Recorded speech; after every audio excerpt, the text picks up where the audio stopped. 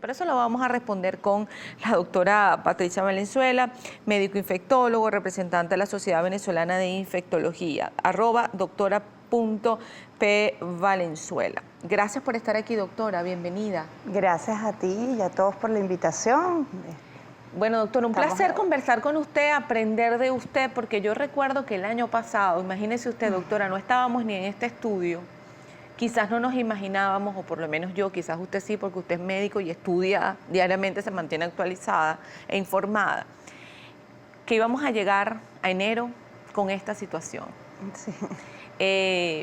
Ayer hablaba con una persona que me decía, el COVID nos va a tomar año y medio. Y yo le decía, ¿año y medio más? No, año y medio hasta 2021, ¿no? Pero decía esta persona en función de quizás de su pronóstico, ¿no? Porque ya es un hecho el tema de la vacuna. Pero ya se conoce desde finales del año pasado el tema de que hay una nueva cepa de coronavirus. La pregunta es, doctora, ¿qué es una cepa? Bueno, una cepa son microorganismos, porque puedes tener una cepa de virus, puedes tener una cepa de una bacteria, pero que tiene una característica particular que eso la hace diferente pues a otros microorganismos. Entonces, claro, la cepa que dio origen a COVID-19, que fue la que inicialmente se identificó en Wuhan, ha tenido algunas variantes por algunas mutaciones que son propias de los virus, sobre todo de los virus con la característica de ARN, como es SARS-CoV-2, y eso va creando un linaje, va creando variantes que son de la misma familia de coronavirus, pero también pertenecen a SARS-CoV-2, pero que van variando puntualmente sin que hasta ahora se haya demostrado que modifique o sea más letal o sea más mortal. Ahora, con esta nueva cepa, sigue siendo coronavirus, sigue siendo COVID-19. Sí, claro. ¿Los síntomas son los mismos, son más fuertes? No, son exactamente iguales. Se transmite exactamente igual a través de las gotitas de saliva que emite la persona cuando habla, cuando ríe, cuando tose, estornuda o canta. Y se transmite exactamente igual, los síntomas son iguales hasta ahora. De la que se identificó en Reino Unido, se plantea que el ingreso a la célula humana es un poco más rápido que en las inicialmente se identificaron, pero esto no se ha asociado directamente con mayor mortalidad y no ha implicado una modificación en las estrategias de prevención de la transmisión. A ver, ¿cómo llega una nueva cepa? ¿Cómo llega? ¿Cómo llega un país? ¿Cómo se conoce? Porque lo pregunto puntualmente. Bueno, ya se sabe que ha llegado esta nueva cepa a Perú, pero lo tenemos muy cerca, doctora, que es Colombia. Sí. Se conoció la semana pasada. Sí. Bueno, precisamente porque el virus va replicando, va modificándose y se va transmitiendo exactamente igual de persona a persona. SARS-CoV-2 se transmite de persona a persona de manera efectiva y eso depende pues de la interacción de las personas en los diferentes ambientes de las diferentes ciudades, de los diferentes países del mundo. Entonces, claro, personas que hayan estado en Reino Unido, que viajan al continente americano y entran en contacto con las personas porque están en un periodo presíntomas o están en un periodo de asintomáticos, pueden, sin embargo, tener la capacidad de transmitir ese virus con esas nuevas características que lo adquirieron del sitio de donde Y se pudiera vienen. manifestar igual, ¿no, doctora? En 14 días o quizás un poquito menos, como usted dice. Sí, el periodo de incubación es igual, está descrito de 2 a 14, 15 días. Hay literaturas que lo pueden extender hasta 21 días. Lo frecuente es que sea los primeros 7 días posteriores al contacto con la persona o caso sospechoso y o confirmado. Y eso no ha variado, eso sigue exactamente igual para todas las cepas hasta ahora, porque... Ahora, no se conoce que haya ingresado a Venezuela. No, hasta ahora no se conoce que haya ingresado. Ahora, no es menos cierto, y eso lo dijeron muchos los especialistas durante el mes de diciembre, por ejemplo, en nuestro país, y lo vemos a nivel mundial, doctora, cómo hay esta cantidad, este repunte en nuestro país. Pues quizás nosotros tuvimos este mes de flexibilización, algunos especialistas pues tuvieron su posición o fijaron su posición con respecto a esto, por la cantidad de eventos, vamos a decir así, de eventos pequeños, en el sentido de fiestas en nuestra propia casa, ¿no? Entonces a veces nosotros decimos, bueno, yo le invito a usted a mi casa, doctora, usted es mi familiar, tenemos una cena, bien sea la cena navideña, un cumpleaños, etcétera, durante estos días de diciembre, donde estuvimos quizás pues un poquito más relajados, y resulta que usualmente el que contagia es asintomático. Vamos a hablar un poquito de eso otra vez, porque nosotros desde aquí queremos enviar este mensaje a todo el colectivo. Todos somos responsables y corresponsables, doctora, de cuidarnos. Sí, no es que fuimos un poco relajados, realmente yo creo que fuimos irresponsables a lo largo de todo el mes de diciembre, por muchas razones, porque el confinamiento agota a las personas, y hace que se descuide con respecto a la práctica de las medidas de prevención. Lamentándolo mucho, todo evento donde sea en un sitio cerrado y agrupe a personas facilita la transmisión del virus. Eso debemos evitarlo, no debemos asistir a sitios donde esté convocado un grupo de personas, más de 10 personas, más de 5 personas, que no esté ventilado, porque realmente el problema radica en que usted sabe cómo te cuidas tú, pero tú no sabes si el otro se está cuidando o si está más expuesto o menos expuesto. Entonces, aquí hacemos un llamado importante a la conciencia ciudadana. La persona se tiene que cuidar, pero también hay que evitar este tipo de reuniones, porque a medida que aumenta el contacto en el día con personas, se facilita la transmisión del virus. Entonces, ahí el meollo del asunto. El venezolano le gusta, es muy familiero, es muy afectuoso, y no ha sido fácil para el venezolano entender que debe mantener una distancia de 1,5 metros, 2 metros. No debemos saludarnos ni de besos, ni de abrazos, ni estrechar las manos, porque eso facilita la transmisión del virus. Además, el venezolano también es morisquetero, se toca con frecuencia la cara, es un reto no hacerlo, pero es un ejercicio que debemos practicarlo y hacerlo de manera consciente, porque es la manera de prevenir la transmisión. Por eso se insiste en el uso del tapaboca, de la mascarilla, el escudo facial, porque además el escudo facial impide que te toques la nariz, los ojos, y que te estés arreglando o tocándote la mascarilla o tapaboca. Y esos son detalles que no se toman en consideración y no los estamos poniendo en práctica. Y eso es nuestra propia responsabilidad, doctor. Eso Sí. no, eso es uno, si por ejemplo uno tiene un establecimiento, Exacto. un negocio, Sí. que, qué sé yo, vende comida. Por ejemplo, ahorita que hay tantos negocios donde las personas venden comidas empacadas, mini market, mercaditos, etcétera.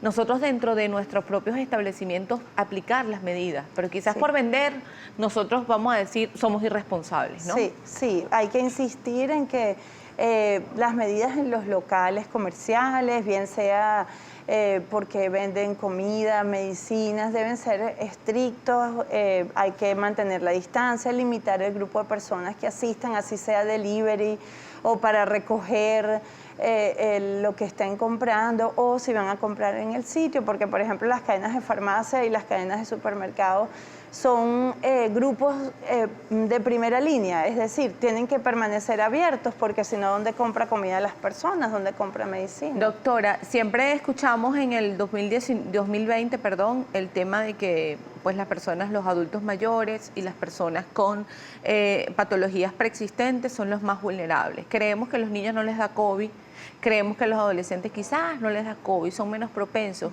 a contagiarse con COVID-19. ¿Es un mito? ¿Es una realidad? No, es un mito. Lo que pasa, seguramente nos enfocamos porque la prioridad son las personas o el grupo de riesgo, de mayor riesgo, son las personas de la tercera edad, con o sin afecciones crónicas. pero eso no descarta ni deja por fuera la posibilidad de que los adultos jóvenes, los adolescentes, los niños puedan padecer COVID-19. De hecho, lo hemos visto, y en la medida que aumenta el número de casos, pues todos los grupos etarios se van a ver afectados. Hemos tenido, es cierto que el número de niños a nivel global afectados y que han fallecido no es tan importante como los adultos en líneas generales, pero sí ha habido fallecimientos en niños, sí ha habido niños hospitalizados, adolescentes de 18 años sanos que no sufren de ninguna enfermedad que han tenido que estar hospitalizados. Siempre escuchamos de estas medidas de prevención al llegar a casa: quítate los zapatos, lávate las manos, lávate la cara, quítate la ropa, colócala en la cesta de la ropa sucia inmediatamente. Y quizás, no sé si usted opina así o comparte este punto de vista, inclusive en nuestras propias medidas personales de bioseguridad, tal vez no lo aplicamos. ¿Permanece en la ropa, en la tela? No, de hecho... Sí, de hecho hay un comentario, disculpe sí, que le interrumpa, porque hay una persona que escribe desde Táchira y dice que de cierto es que ella, entiendo que vio a alguien en una declaración, dice: vi una doctora en La Grita, en el estado Táchira, que decía que se está transmitiendo en el aire. ¿Es cierto, doctora, o no? Es que no leemos adecuadamente o interpretamos adecuadamente la literatura científica. Lo que se demostró con respecto a las gotitas de saliva era que antes eran gotitas que podían viajar 1,5 metros o 2 metros una vez producidas por el individuo. Se sabe que pueden llegar un poquito más allá porque a través de aerosoles, que son microgotitas, se puede transmitir, y eso hace que persista un poquito más de tiempo porque la gota es más liviana.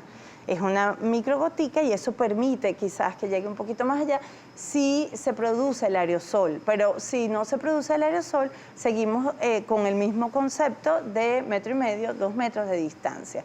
Las medidas de los sprays que se usan en la ropa, que se usan en la piel, no son recomendados. ¿Por qué? Porque lejos de ayudar pueden afectar la piel. Pueden producir dermatitis, pueden producir lesiones alérgicas. Entonces realmente lo que es vital es el lavado frecuente de manos con agua y jabón o desinfectarlas con gel antibacterial a base de alcohol al 70%. Los zapatos, a través de los zapatos no se transmite. Lo que sí se dice, y de hecho eso lo hace el personal de salud: si usted se está quitando la ropa, si usted se está quitando todo, su escudo facial, su mascarilla, debe, antes de hacerlo, lavarse las manos con agua y jabón o desinfectarlas con gel antibacterial, y después de hacerlo, también vuelve a lavar las manos con agua y jabón o las desinfecta con gel antibacterial. Doctora, hablemos del tema de la vacuna.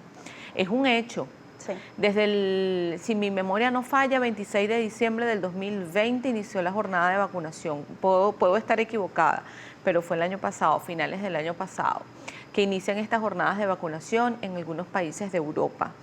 En el caso nuestro, lo hablábamos durante el corte, bueno, yo le preguntaba a la doctora cuántas vacunas hay. Es la de Pfizer, Moderna, AstraZeneca y la rusa, Sputnik 5, que de hecho esta vacuna rusa hemos escuchado por parte del Ejecutivo que es la que van a colocar aquí en nuestro país.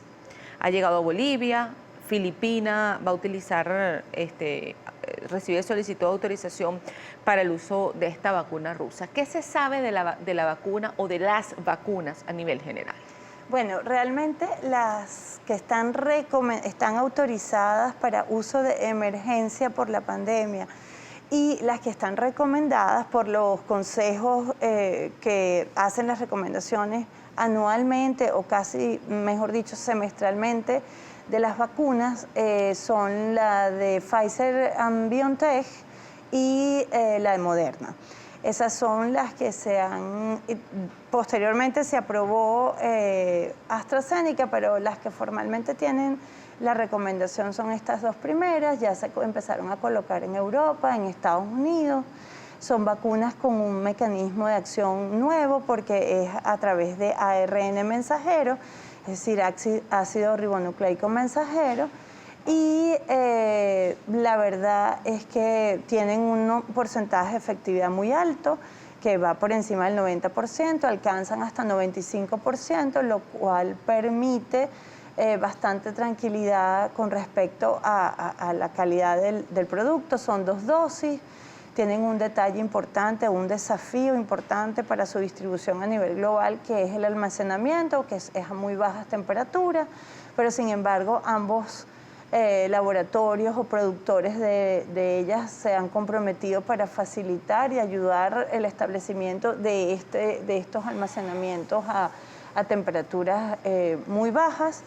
Y son 2 dosis, una es con 21 días de diferencia, otra es con 28 días de diferencia, pero una vez colocada la primera dosis, aproximadamente ya a los 15 días, hay una buena respuesta y unos buenos títulos de anticuerpos que se refuerzan con la segunda dosis, alcanzando más del 90% de efectividad. Eso se lo pueden colocar personas, inclusive para prevenir COVID-19. Las vacunas son para prevenir, las vacunas son prevención.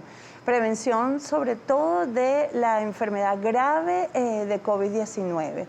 Porque existe la posibilidad de que la persona se exponga y haga la infección, pero con signos y síntomas leves. Sin embargo, la efectividad del 95% pues nos da bastante tranquilidad en ese sentido. La de Pfizer and BioNTech la recomendación es a partir de los 16 años y la de Moderna se recomienda a partir de los 18 años. La verdad es que hay controversias a nivel mundial para decidir si se disminuía o se aumentaba el tiempo entre dosis de vacuna, con el objetivo de poder vacunar a mayor cantidad de personas.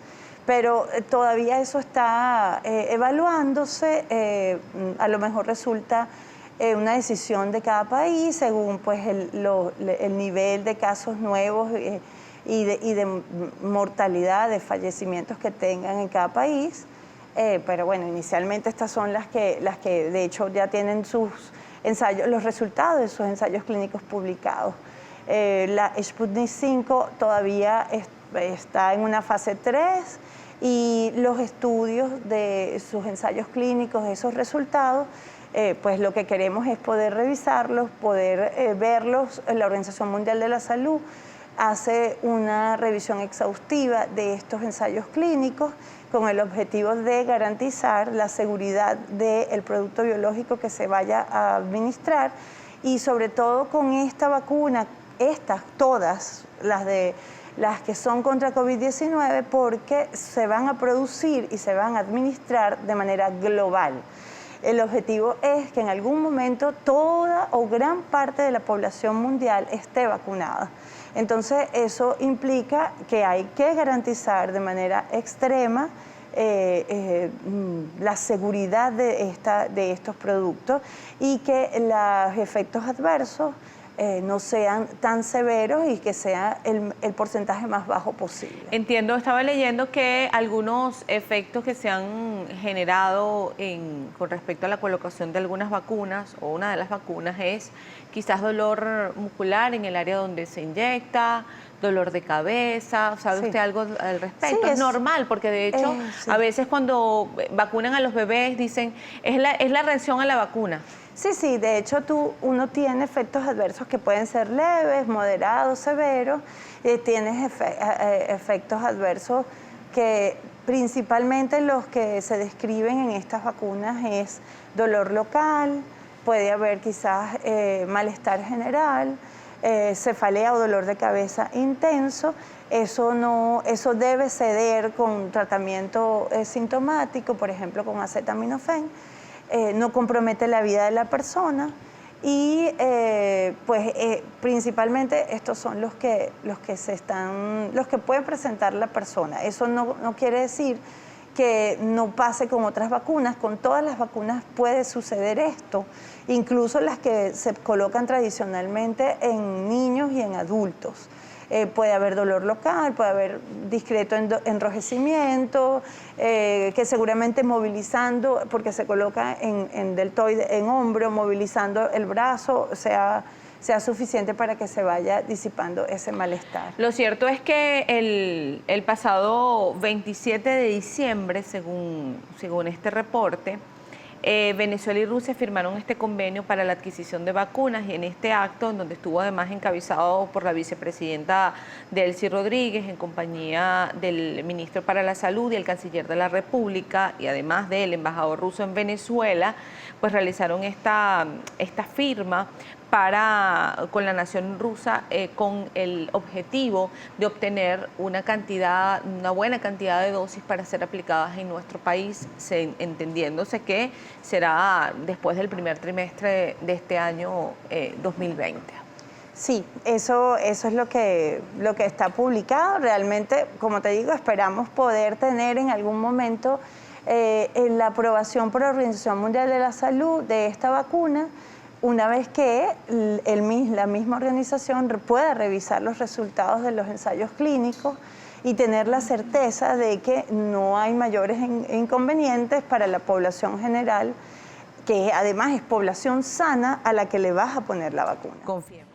Gracias por seguir allí junto a nosotros, y gracias por escribirnos, y gracias además porque sabemos que luego de esta entrevista con la doctora nosotros vamos a ser un poco más responsables y conscientes, ¿verdad? Porque las medidas de protección, de bioseguridad siguen siendo las mismas, sí, desde el inicio de los llamados que comenzamos a escuchar en el año 2020.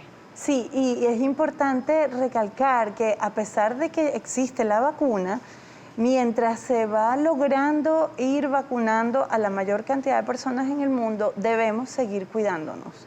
Eso es importante. Fíjese algo, doctora. Enrique Ortega escribe: si me contagié el 31 de diciembre, entre paréntesis supuestamente, y el 1 y el 2 de enero del 2021 pude contagiar a alguien, no tengo síntomas, gracias. ¿La prueba rápida con hisopado es recomendable? ¿Es efectiva?, le preguntan. Bueno, las pruebas rápidas que están en el país disponibles son pruebas de diagnóstico rápido, son con sangre y es para detectar anticuerpos. Existe la prueba de detección de antígenos que se hace con el hisopado nasofaríngeo, igual que como se toma la muestra para la reacción en cadena en polimerasa, y sí es un poco más rápida, pero la prueba de detección antígenos, la persona debe tener síntomas. Se hace preferiblemente después del quinto día, después de 5 o 6 días. Es lo ideal para que esté positiva. Hacer esa prueba en una persona sin síntomas baja mucho su sensibilidad. ¿Organismo o institución encargada, la único que tiene el aval, doctora, para detectarme que tengo COVID-19? Porque he escuchado muchas personas: tengo COVID, ¿cómo sabes? Bueno, porque perdí el gusto y perdí el olfato. Bueno, y automáticamente lo asumen como COVID-19 y entendemos que es COVID-19, pero la prueba es solamente porque hasta el año pasado era emitida por el Ministerio de la Salud, ¿no? Sí, es decir, el único laboratorio, el único laboratorio que está autorizado para todo el país es el Instituto Nacional de Higiene, y es el que en la actualidad sigue haciendo la prueba. A pesar de que esto genera un efecto embudo porque hay un retraso importante en la entrega de resultados, porque imagínate que tú envíes una muestra desde el Zulia al Instituto Nacional de Higiene para que sea procesada. Además, no es esa única muestra, son muchas muestras, porque a nivel nacional los que están tomando muestras y enviándolas al Instituto Nacional de Higiene. Pero hasta ahora ese es el único laboratorio que está autorizado, que está haciendo, y lo que hace es reacción en cadena polimerasa en tiempo real para SARS-CoV-2 que produce COVID-19.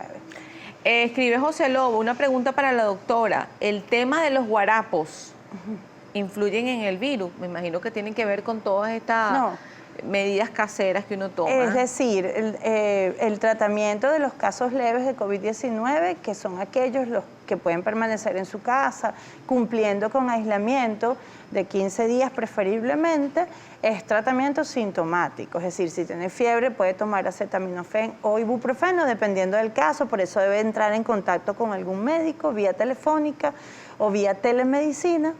Y de resto, bueno, mantenerse bien hidratado, aislado, usando tapaboca en casa, preferiblemente N95, porque los casos sospechosos de COVID-19 deben usar N95.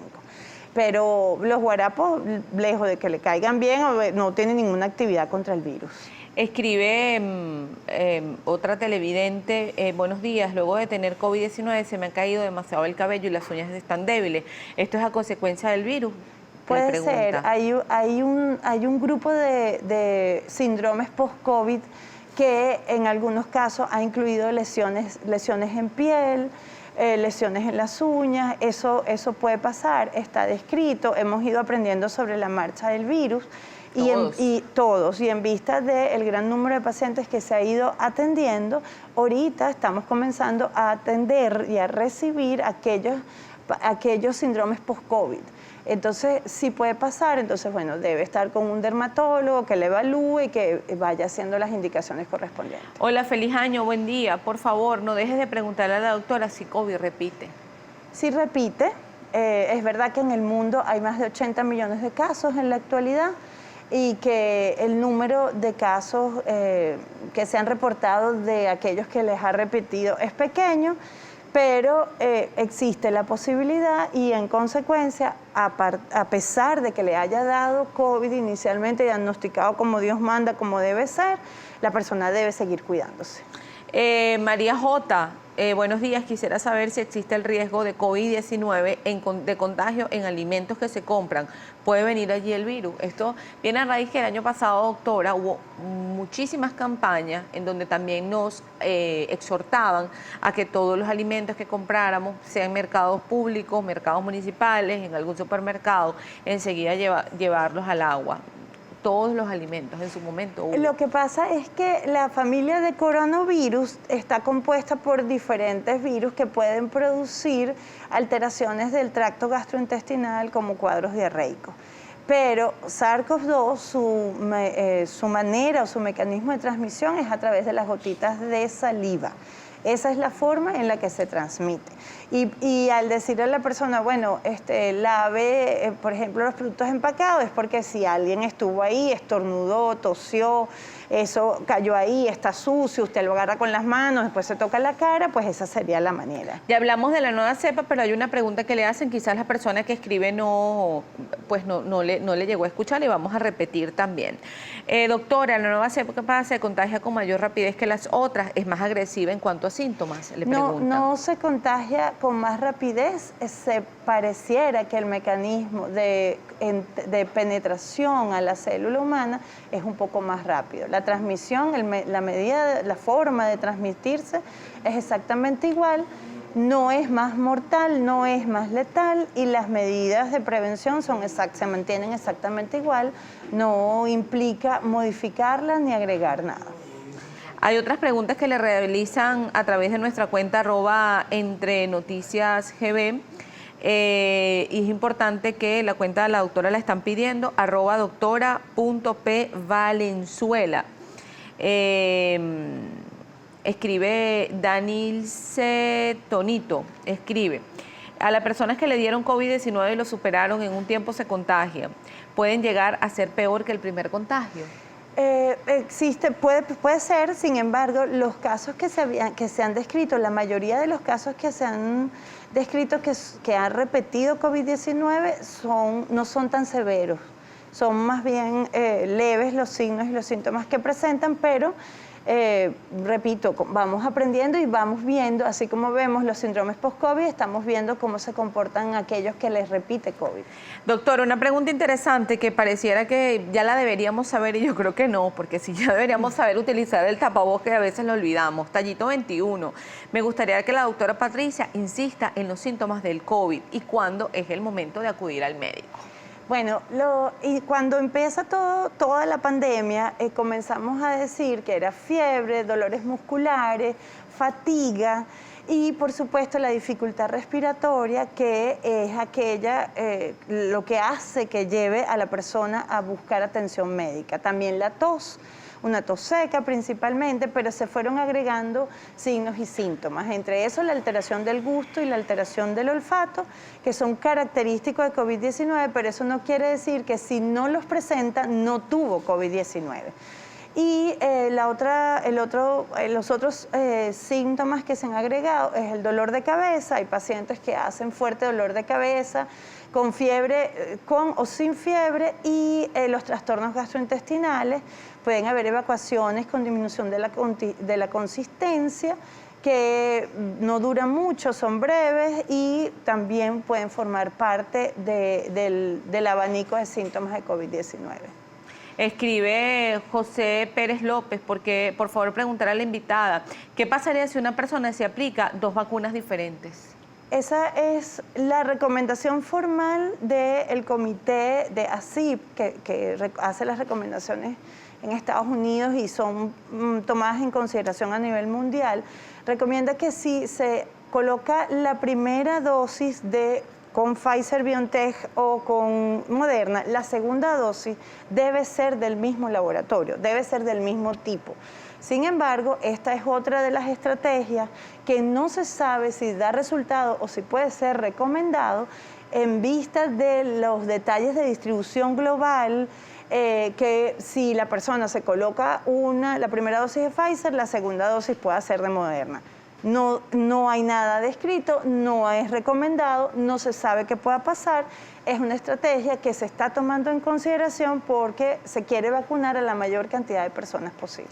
Y es importante que esto usted lo aclare, doctora, como médico, y ustedes que están siempre estudiando y buscando la actualización con respecto a este tema, porque yo le preguntaba durante el corte también a la doctora, me voy a vacunar contra COVID-19, sea con la marca que sea, pero es una vacuna que va a durar para siempre, como cuando uno está chiquito y le ponen la vacuna y ya no te la ponen más nunca. Es lo que se espera, sin embargo, no lo sabemos todavía con exactitud. De hecho, lo que se recomienda es que sean 2 dosis porque la mejor inmunidad la vas a tener colocándote la segunda dosis, que sería como un refuerzo.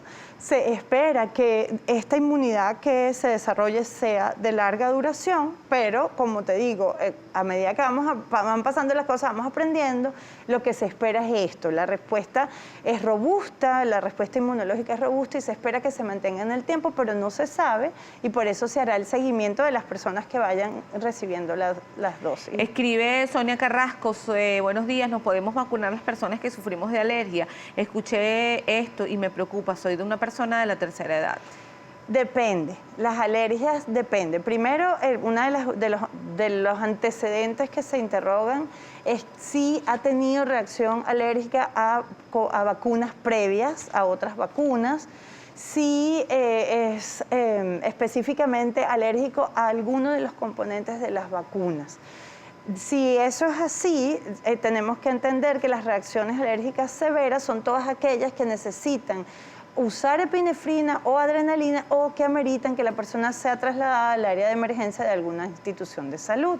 Entonces, esto ya queda de hablarlo con el facultativo, con el médico, que haga un interrogatorio exhaustivo para saber si se puede vacunar. Porque suponemos que a todas estas personas que se han colocado la vacuna a nivel mundial, pues tuvieron que haber levantado un informe médico, una cita con el médico, así como cuando uno va al examen de una evaluación preoperatoria.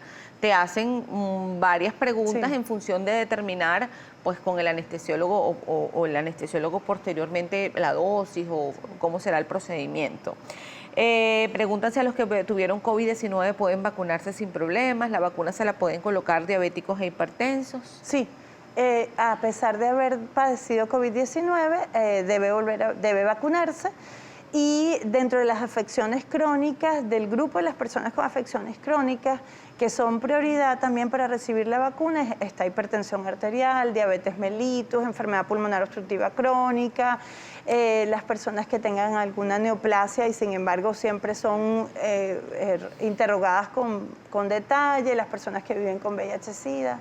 Doctora, siempre es un gusto hablar con usted, sobre todo aprender de usted, porque confiamos mucho en su conocimiento y que siempre está actualizada. Llamado final, doctora, para la población que hasta ahora nos sigue y que le ha escrito a usted específicamente.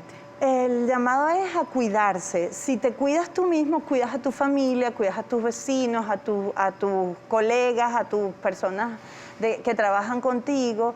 Debemos recordar el uso del tapaboca o mascarilla, el distanciamiento físico, el lavado de manos con frecuencia.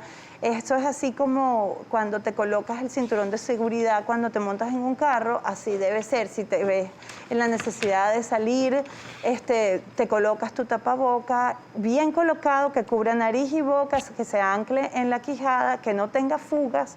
Se lavan las manos, desinfectan antes de colocarlo y después de colocarlo para que no tengas que volver a tocarlo en el día. La protección facial con el escudo o la pantalla facial ayuda mucho también porque es un recordatorio de no tocarse la cara y de que estás evitando con otro método de barrera que lleguen las gotitas de saliva. Bien. Ya recibimos a el doctor Jocelyn Torres, inmunólogo, alergólogo, pediatra, presidente de la Sociedad Venezolana de Alergia, Asma e Inmunología. Su cuenta, doctor abreviado Piso Jocelyn o Joselit. No, piso no, punto. Ah, perdón, punto. Gracias por corregirme. Doctor punto Joselit Torres, con 2T, Jocelyn Torres, lo va a tener por allí en pantalla.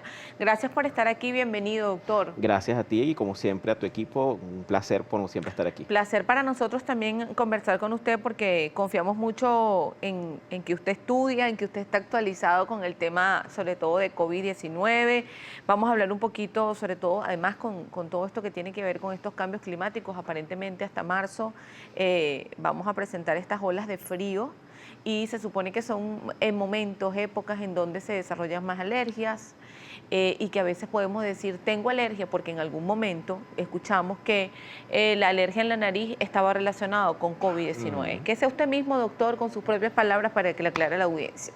Bien, es importantísimo saber que el COVID, pues hay que diferenciarlo muy bien de las alergias. No es lo mismo alergia, un cuadro de gripe o un cuadro de COVID-19, ¿ok?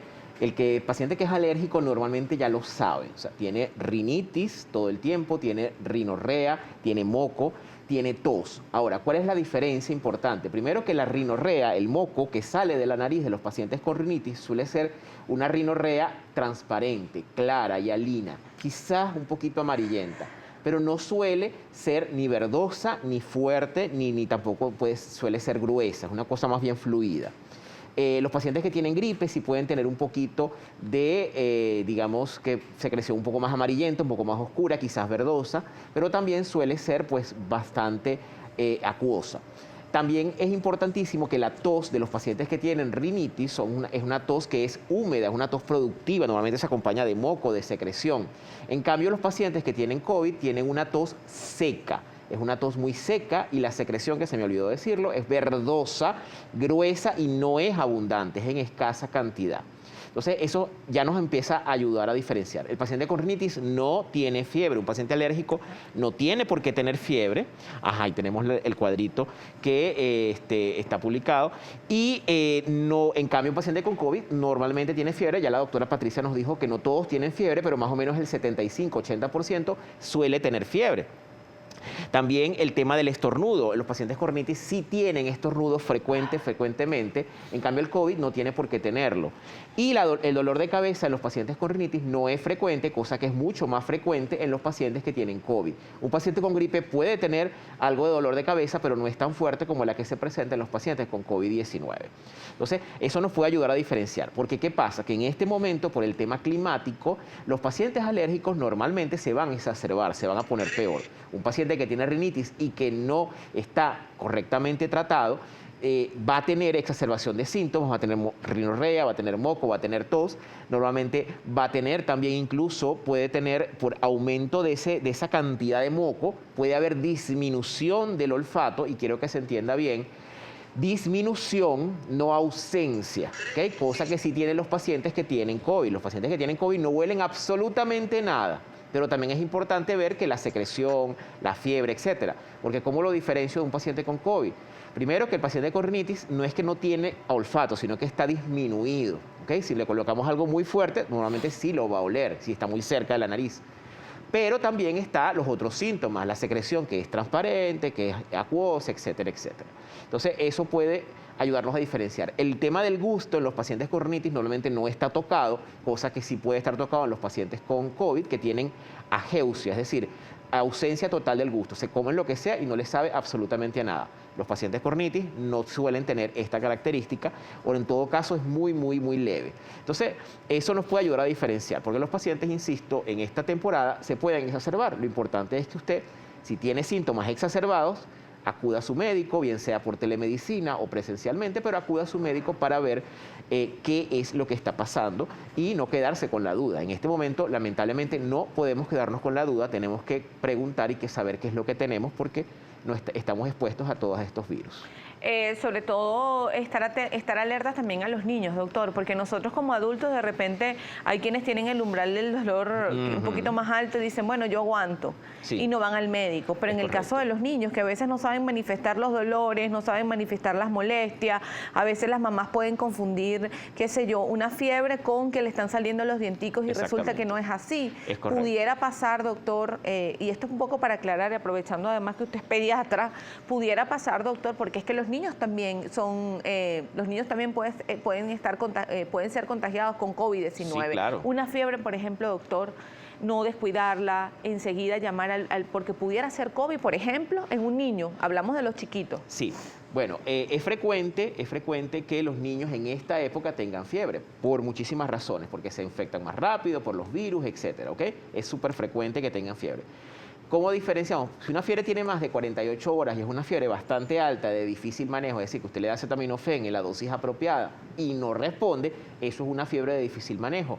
Ahí deberíamos consultar. Más de 48 horas con una fiebre que no se responde bien al manejo, deberíamos consultar al médico o al pediatra en todo caso, ¿okay? Ahora, ¿cómo es importante diferenciar? Los niños sí les da COVID, ¿okay? Ese mito de que los niños no les da COVID, sí les da COVID, solo que quizás los síntomas son un poco más leves en algunos pacientes o pasan desapercibidos en su gran mayoría, ¿okay? No es que no les da, sí les da. Y hay una característica fundamental que de hecho es algo que yo siempre estoy recalcando. Los niños quizás tienen menos síntomas y quizás son menos propensos a complicarse, que ese es lo más importante, que los niños son menos propensos a complicarse, pero transmiten muchísimo más la enfermedad. Porque como no están utilizando la mascarilla todo el tiempo, los niños se la bajan, etcétera, juegan, brincan, saltan, entonces ese contagio que pueden hacer es mucho más frecuente, mucho más grave del que puede hacer un paciente adulto. Sobre todo porque los niños no tienen ese filtro de tocar, ellos llegan, tocan, abrazan, ellos no están pendientes de ese tipo de cosas, sobre todo los niños más pequeños, y uno tiende a cargarlos, a agarrarlos, etcétera, y ese tipo de cosas puede hacer que ese niño sea mucho más contagiante que un adulto o que un adolescente. Entonces es importantísimo que a los niños también hay que cuidarlos, también hay que aislarlos, ¿ok? Yo he visto con muchísima preocupación que la gente dice, no, pero es que los niños no se contagian, entonces los llevan al parque, los llevan al estacionamiento, no sé qué, y entonces eso no es lo importante, no es que lo lleven, lo puedes llevar al parque, pero es que tienen entonces contacto con los demás niñitos, lo dejan jugar, brincar y saltar con los demás niñitos, esos niñitos no sabemos si están contaminados, contagian al chamo que a lo mejor no tiene casi síntomas, a lo que llega a su casa se lo va a contagiar a la mamá, a la tía, al abuelito, ahorita en diciembre, por supuesto lo llevaron a la casa de los abuelos y entonces contaminó a todo el mundo y ellos, los adultos, sí se van a complicar, cosa que no le va a pasar al niño probablemente. Keren Isala le escribe, doctor, tenemos un bebé de 4 meses, salimos a hacer diligencias con él, nosotros vamos con careta y tapaboca. Mi bebé está expuesto a agarrar el virus puesto que no le colocamos ningún tipo de protección. Gracias, le pregunta. Por supuesto que esté expuesto, ¿ok? Lo que pasa es que a los 4 meses se supone que debe estar protegido de otra manera, es decir, no utilizamos la mascarilla porque obvio no es muy pequeñito, pero usted no tiene por qué estar mostrándoselo a todo el mundo como normalmente uno suele hacer. Ay, mira mi bebé, qué lindo, qué bello. O sea, no se toca, nadie lo tiene que agarrar, solamente lo cargan ustedes, o sea, usted y su pareja, su esposo, solamente que ese niño no lo toque nadie, no lo vea nadie, y que cuando esté, por ejemplo, en el cochecito, le pueden colocar encima estas pantallas que hay plásticas o de tela, que por lo menos eso lo medio aíslan en ese sentido. O sea, si puede contagiarse, no es frecuente, pero sí puede hacerlo. Siempre y cuando usted lo tenga a su lado y que no le dé lo toque, pues ya es una medida importantísima de prevención. Conversando con el doctor Josely Torres, inmunólogo, alergólogo, pediatra, presidente de la Sociedad Venezolana de Alergia, Asma e Inmunología. La cuenta del doctor, doctor abreviado piso Josely Torres. Marielba Bastidas escribe: hola, feliz día para todos. Hace 8 días comencé con síntomas de gripe normal. Sin embargo, perdí totalmente el olfato y aún no lo he recuperado. No he tenido fiebre, ni tos, ni dificultad para respirar. Solo he tenido dolores musculares, dolores de cabeza, falta de olfato. ¿Será COVID lo que tengo? Por supuesto. Eso tiene plumas de pato, cola de pato y pico de pato. Eso es pato. No, sí, definitivamente.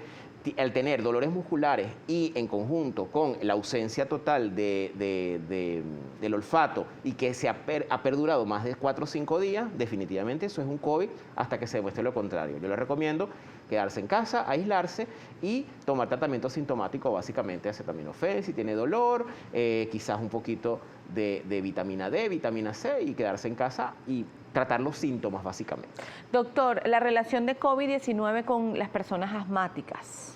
Bien, el asma sabemos que es una enfermedad crónica inflamatoria de la vía aérea. Entonces, un paciente que ya tiene asma, tiene un tejido respiratorio, una mucosa respiratoria que está afectada, está inflamada crónicamente. Eso hace que el COVID en estos pacientes pudiera ser un poquito más grave. Sin embargo, hay que destacar que la mayor parte de los pacientes que tienen asma son pacientes pediátricos o son pacientes un poco más jóvenes. El asma en adultos mayores no es tan frecuente, igual que el asma en mediana edad. Es más frecuente en niños y en adolescentes. Por lo tanto, ese factor de la edad suele ser protector. Entonces, hasta ahora no se ha demostrado una mayor incidencia de complicaciones en pacientes asmáticos que padezcan COVID-19. Sin embargo, tienen que cuidarse de igual forma porque tienen una mucosa que ya está inflamada, ¿ok? Entonces, si les da, puede ser un poquito más grave, pero no hay una mayor incidencia con respecto a la población general. Hay una televidente que escribe: lo que pasa es que se me perdí el comentario, pero dice, por favor, repetir el cuadro que habíamos colocado al inicio, Mario, para hacer una pregunta de los síntomas, por cierto, de los síntomas acá, mientras el doctor le pregunto, ¿cuáles son estas medidas, doctor, que usted nos puede recomendar para evitar alergia o rinitis, sobre todo en estos tiempos de cambios tan bruscos de temperatura, y que además, desde nuestro propio miedo, podemos decir, esto es COVID, esto es probabilidad de COVID? Bueno, que no es así, pero bueno, exacto, es importante porque... Pero es importante saberlo. Por lo menos esta paciente que estaba comentando ahorita, la señora que estaba preguntando, obviamente tiene que tener cuidado. O sea, si usted tiene síntomas que se salen de la regla, que se salen de lo normal, ¿ok? Y cuando hablo de lo normal es que estoy hablando de un paciente que regularmente tiene rinitis, es decir, los pacientes con alergia ya se conocen, ellos saben que tienen alergia, entonces usted sabe que todo el tiempo tiene cierta secreción nasal, tiene cierta obstrucción nasal, un paciente que suele roncar, que normalmente habla con una voz nasal, que tiene mucha rinorrea todo el tiempo, que todas las mañanas amanece con secreción nasal, obviamente es un paciente que es alérgico de hace mucho tiempo. Entonces, si usted tiene estos síntomas, quizás un poquito más exacerbados en este momento, pero no tiene dolores musculares, no tiene dolor de cabeza, no tiene fiebre y no tiene el tema del olfato y del gusto, entonces no debería ser nada extraordinario más allá de la rinitis regular.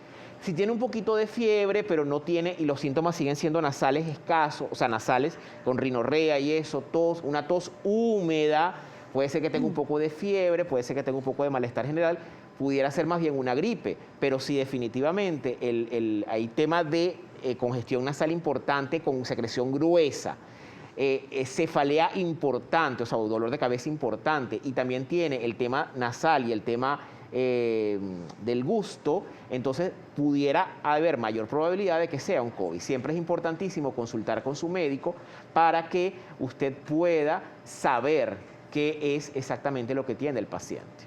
Ahora, doctor, entre otras de las consultas, que se dice mucho y lo vivimos mucho, yo llevo una de las banderas, el uso de la mascarilla, el tapaboca, que además tengo que usarlo, o sea, yo no tengo escapatoria, ni yo ni nadie. Todos tenemos que usar el tapaboca. Pero hay momentos en que el tapaboca ya, doctor, ya no podemos más con el tapaboca. La semana pasada viví un episodio todo un día, doctor, gracias a Dios estaba en mi casa estornudando todo el día por el tema del tapaboca. Claro. Yo sentía que era el tema del tapaboca. ¿Qué podemos hacer los pacientes cuando presentamos este tipo de cuadros? Bien. Lo más importante es eso. El tapaboca, definitivamente, aquí no hay opción. Okay, hay que usarlo porque hay que usarlo. Es innegociable. Exacto, eso no es negociable. Ahora, ¿cuál es la sugerencia entonces en estos casos de los pacientes que son alérgicos, que tienen rinitis, que tienen problemas con el tapaboca, que les molesta? Número 1, utilizar tapabocas quizás los que son como armados. O sea, hay unos tapabocas que tienen como la forma redondeada, de forma tal que no estén en contacto directamente con la nariz, ni que estén en contacto directamente con la boca, ¿okay? Que sean un poquitico más armaditos. Como los KN95, ¿no? Como los KN95 Ajá, pudiera ser. Hay que también es importantísimo saber el tema de que por dentro, que no tengan, o sea, eso ya es un tema de calidad, ¿ok? Pero hay que buscar que por dentro no tengan tanta pelusa, porque hay unos que lamentablemente, unas marcas que producen muchísima pelucita por dentro del tapaboca y eso molesta. Si usted ve que ese tapaboca que usted está usando le produce muchísima pelucita por dentro, o cámbieselo rápido o pues simplemente no lo use. O sea, hay que buscar la marca que nos acomode mejor. Claro. La otra cosa es los de tela. Suelen ser, aunque los de tela no son tan recomendables, los de tela suelen ser menos agresivos porque normalmente no tienen ese tema de las pelucitas, etcétera. Y el de tela, sobre todo estos de tela que son, digamos que sean como de neopreno, que son como armaditos también. O sea, lo importante es que no haya un contacto directo. Eso puede ayudar a que usted tolere mucho más tiempo el tapaboca, ¿ok? Evelyn Sánchez dice, quisiera saber si el virus puede afectar los ojos. Tuve contacto con personas que tienen el virus y desde hace días tengo dificultad para respirar y mis ojos están inflamados, veo borroso, destaco que soy asmática y normalmente tengo rinitis alérgica. Bueno, si no hay otro síntoma importante, pudiera ser básicamente un tema de rinitis. A ver, está demostrado que el virus puede entrar a través de la mucosa ocular, pero síntomas importantes desde el punto de vista ocular no han estado descritos. O sea, hay algunos síntomas de inflamación, etcétera, pero no está descrito unos síntomas tan importantes como para hablar de que hay una manifestación ocular del COVID. Realmente eso no está descrito, ¿ok? Pero sí, en pacientes con rinitis normalmente tienen muchos problemas oculares, los pacientes con rinitis normalmente tienen conjuntivitis, pueden tener, digamos que secreción importante, incluso puede parecer secreción de tipo lagañas, pero importantes, gruesas, ¿ok? Pueden aparecer y eso simplemente es un tema de rinitis. Yo le sugiero que consulte con su médico para ver si hay otros síntomas. Claro, si hay fiebre, malestar muscular, el tema de la nariz, de la ageusia, de la anosmia, pues es probable que sea COVID, pero no necesariamente tiene que serlo, sobre todo si ya tiene un cuadro de rinitis o alergia y también un cuadro de asma, a lo mejor lo que tiene es una exacerbación de los síntomas del asma. Doctor, estos cambios de clima a veces generan ciertas manifestaciones similares a COVID-19. Sí. Y para que usted nos hable un poquito de la diferencia, un poco para informarnos y para no entrar en pánico, pero Exacto. tampoco quedarnos en casa esperando que la cosa se agrave y vayamos ya al médico cuando ya no hay más, ¿cómo se llama? No hay más solución. No hay más solución. Si usted recomienda pues ir a consulta privada o a un consultorio directamente, o es que hay que ir a una emergencia, ya le digo por qué. Cambios de clima, hay quienes son más vulnerables o no a este tipo de cambios de temperatura, y entonces que vengan presentando fiebre, dificultad para respirar o qué sé yo, alergias. Automáticamente, doctor, el momento, y volvemos a colocar este cuadro porque siempre es importante que lo tengamos presente, por favor, Mario, el cuadro, que nosotros digamos, ok, existen unas diferencias y usted lo explicó, lo he explicado ya 2 veces con el cuadro y si podemos nuevamente una tercera vez con el cuadro. Aquí tenemos el cuadro en pantalla. Fíjese algo, dolores de cabeza, de repente tenemos resfriado y asociado al coronavirus. El momento de moverme, doctora, al médico y no decir, no, bueno, esto es una alergia más. Claro. O decir, esto es cambio de clima y resulta que si no es cambio de clima o que sí es cambio de clima. Bueno, lo importante, ¿ok?, es la dificultad respiratoria. Ese, digamos, que es el síntoma principal para que nos va a llevar a ir a una emergencia, ¿ok? Si usted tiene dificultad para respirar o presión en el pecho, que le cueste, digamos, dormir incluso porque no puede respirar, que tiene que estar en una posición semisentado, eso es significativo de que usted tiene que ir a la emergencia para ser evaluado, ¿ok? Ahorita muchísima gente está de moda que todo el mundo se compró un saturómetro y ahorita la gente lo usa como si fuera. ¿Verdad? Qué bueno que dice eso. Pero qué bueno que lo tienen, porque entonces, si usted tiene la saturación por debajo de 94, 92, ¿ok?, eso ya es importante. Lo normal es que esté por encima de 92, 94, depende también de la edad, del sexo, pero bueno, 92 vamos a ponerlo como un valor allí. Si está por debajo de 92, asústese y vaya a la emergencia, ¿ok? No sirve ir a un consultorio, no, ahí sí tiene que ir a la emergencia porque probablemente va a requerir oxígeno el paciente. Entonces, en estos son los casos importantísimos. La fiebre, a menos que sea una fiebre que de verdad no baja con nada, realmente puede ser manejado a través de un consultorio o incluso de telemedicina. Es importantísimo, hoy en día yo creo que ya todos los médicos nos hemos diversificado y ya estamos muchos haciendo telemedicina, bien sea consultas vía online, consultas telefónicas, y eso nos puede ayudar a muchísimo, por lo menos para diferenciar. O sea, usted llame a su médico y pregunte, mira, yo tengo esto y esto y esto, ¿qué te parece? Entonces el médico le dirá, mira, mejor vete para la emergencia o vete para el consultorio o tómate esto y esperemos un poquito, hasta esta prueba, hasta esta cosa. O sea, uno puede ayudar a diferenciar. Sin embargo, lo importantísimo es tomar en cuenta el tema dificultad respiratoria, que es, digamos, que la principal causa por la cual los pacientes acuden a consulta. En el caso de los pacientes pediátricos, y es algo una experiencia que hemos tenido donde yo trabajo, que es en el Hospital Vargas, hemos tenido muchísimos pacientes pediátricos, los graves, ¿okay?, que no son muchísimos, gracias a Dios, pero los graves se han manifestado sobre todo con síntomas neurológicos, pacientes que llegan convulsionando, pacientes que llegan con deterioro del sistema del sensorio, es decir, el paciente que está como oído, como atontado. Esos cambios bruscos neurológicos pueden ser una manifestación de COVID, sobre todo en niños, es que se ha visto con más frecuencia. También la diarrea, una diarrea importante que no mejora, que te da una debilidad generalizada, que no te sientes bien, que se deshidrata el paciente, eso también es significativo, sobre todo en niños, para acudir a la emergencia, ¿ok? Porque también el 60% de los pacientes con COVID pueden tener manifestaciones gastrointestinales como diarrea. En este tema de los cambios del cambio de clima, doctora, hasta marzo, estas reacciones, lo importante es que nosotros todos, grandes y chiquitos, salgamos lo más abrigados posible para cuidarnos. Hay una pregunta que le hace Catire 1402, que hay de cierto que es peligroso cortarse el cabello con gripe.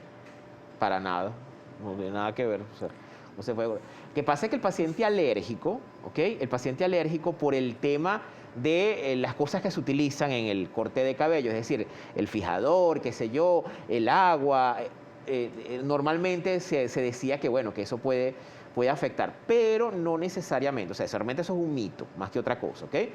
No se puede cortar el cabello sin problema. ¿Qué pasa? Que hay que tener las medidas, pues, que utilice la mascarilla el que nos está cortando el cabello, el peluquero, lo que sea, que el agua con que nos va a lavar el cabello que sea tibia, que no sea fría, los productos que no tengan tanto olor, etcétera, etcétera. Básicamente eso. Doctor, pacientes que ya pasaron COVID después de 20 días y que sigan teniendo fatiga y les falte la respiración luego de efectuar alguna actividad, ¿esto es normal? ¿Qué debería hacer? ¿Cuánto tiempo debería, cuánto tiempo quizás las consecuencias o los efectos de COVID dura en un paciente? En la mayoría de los pacientes suele durar entre 14 y 21 días la sintomatología, pero hay un grupo de pacientes, aproximadamente un 15 a 20% de pacientes, que pueden tener sintomatología que puede durar hasta un mes y medio. Es decir, estamos hablando de 45 días, ¿ok? Incluso está descrito, tuvimos una paciente en el hospital que tuvo 60 días con la fatiga, con el malestar, o sea, tuvo 2 meses, después de que salió con el malestar, con la dificultad para respirar, ¿okay? También tiene que ver con las patologías de base que tiene el paciente. Si el paciente tiene un EPOC o tiene un asma, pues muy probablemente esto haga que dure mucho más tiempo. Pero en general puede durar hasta 1 mes y medio y eso ser parte del cuadro. No vamos a decir que es normal, pero es parte del cuadro que el paciente tenga los síntomas de manera prolongada hasta en un porcentaje importante de pacientes.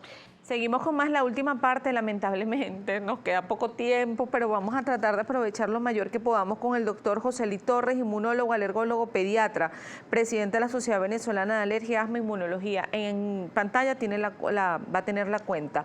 Wilmer 8081, ¿por qué los doctores mandan a tomar ivermectina para COVID-19? Bien, hace tiempo, o sea, a principios de la pandemia, como en abril, mayo, por allí, surgió una indicación de que la ivermectina pudiera tener una actividad in vitro sobre el coronavirus y efectivamente pareciera que in vitro la tiene. ¿Qué significa in vitro? En laboratorio, en una capsulita a nivel microscópico parece que funciona, pero hasta ahora los estudios que se han realizado in vivo, es decir, en pacientes reales, en pacientes humanos, no ha hecho ninguna diferencia desde el punto de vista estadístico. Entonces, ¿qué significa eso? Que hasta ahora los estudios que se han hecho con ivermectina no son efectivos. Si usted la quiere tomar, si se le indica a su médico, pues es una decisión, digamos que del médico, pero no hay una indicación formal de ningún organismo de salud, digamos de los oficiales internacionales, que avalen el uso de ivermectina como preventivo de la COVID-19. Doctora, hay muchas dudas, muchas preguntas, hablamos muchísimo con la doctora Patricia Valenzuela que se retiró, pero importante también conocer desde su punto de vista, desde sus estudios, desde sus conocimientos, el tema de las vacunas. Hay muchas preguntas. Si soy alérgica, si soy asmática, ¿me puedo vacunar? Sí. Las vacunas hay que utilizarlas, ¿ok? Porque realmente es lo que nos va a ayudar a salir de todo este tema pandémico que estamos en el momento. Entonces sí hay que utilizar las vacunas. Si usted tiene algún problema de alergia, realmente no hay un mayor riesgo. ¿Cuál es el riesgo? Como lo dijo también la doctora Patricia, los pacientes que tienen o que han tenido reacciones previas a algún tipo de vacuna. Usualmente la reacción es a los componentes o a uno de los componentes de la vacuna. El protiengliquinol es el que se ha digamos que ha propuesto que es el que hace más reacción. Entonces, ¿qué es lo que hay que hacer? Si usted ha tenido reacciones graves anafilácticas, hay que, digamos que notificarlo, para eso está hacer un estudio, una historia clínica completa, saberlo, pero también hay medidas o hay formas en las que podemos utilizar la vacuna haciendo una cosa que se llama premedicación, es decir, colocar un tratamiento previo para que el paciente no tenga la reacción. Eso se puede hacer, pero debe ser evaluado por un alergólogo que esté certificado. Aquí le está respondiendo a la señora Janet porque dice, ¿podrías preguntar los riesgos en personas alérgicas a medicamentos que sean vacunadas? ¿Podría preventivamente tomarme un antialérgico antes de ser vacunada? Sí, pero es preferible que se lo indique su médico, ¿ok? O sea, no se lo tome usted a lo loco. Primero vaya, hable con su médico y dígale esta condición que usted tiene. Pero hasta ahora, los pacientes en los que se ha visto es en los pacientes que han hecho anafilaxia, o sea, pacientes que tienen riesgo de anafilaxia. En pacientes con reacciones a medicamentos realmente no se ha visto porque, como les dije, las propiedades son, la alergia se produce a los excipientes que tiene la vacuna, que no son los mismos que tienen los medicamentos generalmente. Se conocen distintos nombres de vacunas, se saben que las vacunas ya se han colocado desde finales del año pasado. Yo le decía a la doctora que a mí me llamó la atención un titular a nivel internacional, la vacuna tal generó la reacción y tú automáticamente, ¿sabes? Me la pongo, ¿no? Sí, ya va. ¿Cuáles son las reacciones? Que si un poquito de fiebre, que si un dolor muscular en la zona donde te la coloca. Normal, importante que usted lo aclare, sí. Pero yo quiero hablar puntualmente de la Sputnik 5, la vacuna rusa, porque el gobierno de Venezuela firmó un convenio con Rusia para adquirir. Entiendo que en la primera fase o en la primer lote, vamos a llamar así, 10 millones de vacunas para 5 millones de personas. Para 5 millones de personas porque son 2 dosis, según lo recordó la doctora Patricia. ¿Sabe algo de la Sputnik 5? Porque además Bolivia la está colocando, entiendo que Argentina también. ¿Qué sabe usted? Bien, bueno, hay diferentes vacunas. Primero hay que decir que todas las vacunas tienen riesgo de alergia, ¿ok? Sacando cuentas en este momento, por lo menos en Estados Unidos, que se han puesto más de 17 millones de dosis, ¿ok? Ellos han tenido una respuesta de alergia del 0.01%. Es mínimo. ¿Qué pasa? Que en este momento eso llama mucho la atención, porque es una vacuna nueva que estamos viéndola todos, entonces cualquier mínimo efecto secundario sale a la luz pública. Pero realmente cuando uno saca en cuenta, toman los datos, es 0.01%, o sea que el riesgo realmente es muy bajo, de hecho menos que las vacunas, porque hay vacunas que tienen un riesgo hasta de 1% de tener vacunas, de tener reacciones, como por ejemplo la vacuna del BCG, que tiene 1% y se la ponemos a todo el mundo, a todos los chamos. Ahora, ¿qué pasa con las vacunas? En Venezuela se está haciendo un estudio de fase 3 de la vacuna Sputnik 5. Es decir, un estudio de fase 3 es el último estudio que es con una población grande. Venezuela es parte del estudio que se está haciendo, ya está terminando el estudio. ¿Ok? En Venezuela se utilizaron 2.000 dosis, es decir, se hicieron 2.000 dosis, pero 1.000 pacientes no tenían vacuna, tenían placebo, y 1.000 sí tienen. ¿Quiénes la tienen? No lo sabemos, porque eso es un estudio doble ciego. Es decir, ni el investigador lo sabe, ni lo sabe el paciente. Eso se va a saber al final cuáles tuvieron vacuna de verdad y cuáles tuvieron placebo. Pero yo les puedo decir, ¿sí? No, continúe. Les puedo decir en este momento, por algunos contactos que he tenido con las personas que están llevando ese estudio, que son personas, y debo decir que son personas bien serias, del Instituto de Inmunología de la Universidad Central de Venezuela, que están haciendo ese estudio. Estas personas, hasta los momentos, el estudio está por terminar, no han reportado ninguna reacción adversa grave en los pacientes con Sputnik 5 en Venezuela. Es decir, ningún paciente ha tenido alergia en este momento.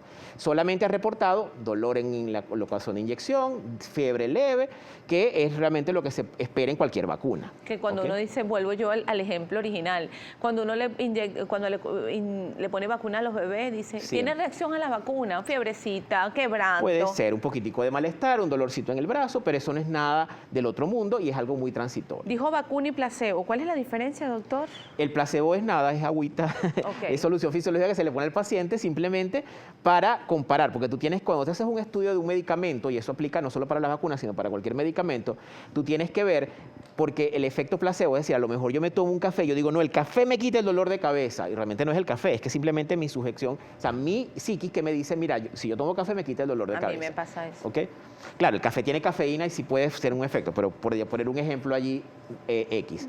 Pero sí es importante comparar un estudio, en el estudio, los estudios serios tienen que estar comparados el medicamento con algo que no sea el medicamento para ver si la respuesta es la misma. Porque si la mayoría de los pacientes se curan con el placebo, entonces significa que este medicamento no sirve. Claro. Entonces lo mismo se hace con la vacuna. ¿Qué se hace? En este momento están haciendo estudios de efectividad a ver si la vacuna produjo suficiente cantidad de anticuerpos. Entonces se compara, a ver, en los pacientes que recibieron la vacuna, produjeron anticuerpos en un, no sé, 70%, y los pacientes que recibieron placebo lo más produjeron anticuerpos en un 10%. ¿Qué significa? Que la vacuna funciona. ¿Cuándo pudiéramos tener resultados de estos estudios, doctor? Bueno, está reportado eso, si usted, bueno, en la base de datos general de estudios internacionales está registrado, ¿ok? Ahorita no recuerdo el nombre, pero en la OMS está registrado el estudio de fase 3 en Venezuela con la Sputnik 5, ¿ok? Si ustedes ponen allí estudio Venezuela fase 3, lo van a conseguir en Google, y está reportado que el estudio debe terminar a finales de enero, principios de febrero. ¿Ok? Ahí, o sea que debemos, claro, hay que esperar que esos resultados sean analizados en laboratorio. Yo espero que para marzo, abril debemos tener esos primeros resultados ya publicados en revistas científicas. Porque de hecho ya se ha adelantado que para por lo menos después del primer trimestre de este año se puedan empezar a aplicar las primeras dosis esperando justamente en nuestro país. Exacto, están esperando justamente los resultados del estudio para poder aplicarlo de manera general en la población. Bueno, y lo importante es que, bueno, uno acudir al médico, que uno le levanten el informe, que responder las preguntas pertinentes para los médicos en función de si nos queremos vacunar, si tenemos una enfermedad preexistente, si podemos, no irnos así a lo primero, porque, bueno, empieza la desinformación y lo importante es que tengamos la información y no politizar ningún tema, porque COVID-19 no distingue color, raza, país, sexo, cultura, condición social, religiosa ni política. Por favor, es importante que nosotros tengamos en cuenta las medidas de bioseguridad. En 30 segundos, palabras finales, doctor, de recomendación Bien. a la gente. Hay que cuidarse, seguirse cuidando, utilizar la mascarilla, a pesar de que a usted ya le haya dado COVID, tiene que seguir utilizando la mascarilla porque puede reinfectarse, etcétera, etcétera. Y muy importantísimo, ver el tema cuando aparezca la vacuna, ¿ok? Ver la efectividad. Por ahora no sabemos con el tema, porque eso es lo que pregunta mucho con el tema de la vacuna rusa, que es la que nos van a poner. ¿Qué tan efectiva es? No lo sabemos. Cuando tengamos el estudio lo sabremos. Pero pareciera que hasta ahora no tiene efectos secundarios, que eso ya es un tema importantísimo de Claro, un seguridad. adelanto, un buen adelanto.